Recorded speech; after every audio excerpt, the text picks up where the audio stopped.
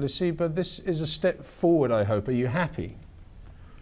Well, we are very excited about the achievement of this wage increase, particularly because we were not engaging each other within a formal bargaining process, because bargaining will still take place in a couple of months. So the achievement of between 11 and 20.8 is a great achievement indeed, given the fact that in January or February we'll start negotiating again for possibly a bigger increase as well.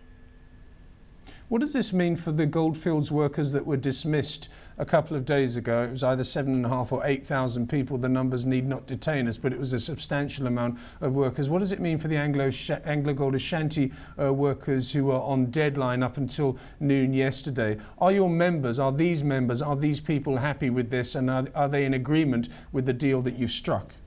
Of course, they are happy. Our members have indicated they are happy, and that's why many of them have returned back to work. Just yesterday, we've seen workers at Great Noligwa mine owned by AngloGold returning back to work. This morning, we've seen workers at Kusasa returning back to work. Workers at Moab Khotsong returning back to work. So clearly, there is progress. We still have to engage the companies about the workers they've dismissed to see whether we can still accommodate them and ensure that they return back to work as well. And we have persuaded the companies not to be legalistic in their approach, so that we get to resolve all these strikes as soon as possible. The more workers are actually back at work. It's just here and there a couple of workers that are not back at work. Even at KDC East, where workers have been dismissed, we have seen them returning back to work to lodge their appeals. Lesiba, does this mean that then, as you say, there's a few pockets of militancy here and there, but do you think this now calls an end to the wildcat strikes, and do you think we can actually close this rather unpleasant chapter of labour relations in the mining industry in South Africa? Well, as far as we are concerned, this is the beginning of the end of the unprotected illegal strike actions in the gold sector.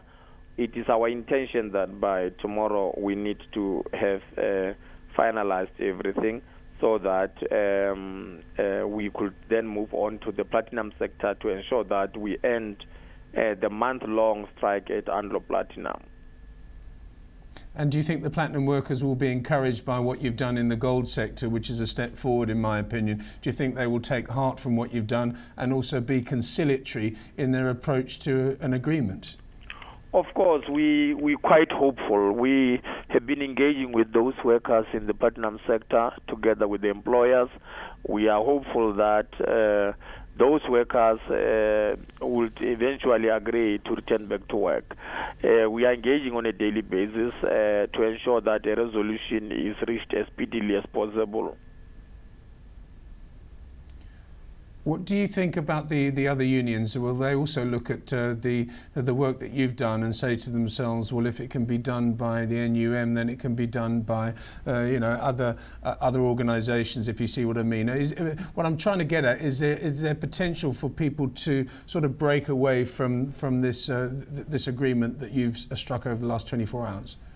Well, we don't think so. In the gold sector, we remain the majority union there. Together with UASA and Solidarity, we have entered into this agreement because we are the role players. Even if you look in the platinum sector, we remain the majority union there at Anglo Platinum, at Northam, at Lonmin, except for where we still have got a dispute over membership at Impala.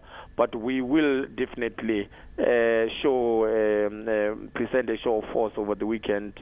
We are going to have a march in Rustenburg. We are going to have a rally in Rustenburg together with the entire federation, and our members are going to join us massively there, and we will persuade them to return back to work.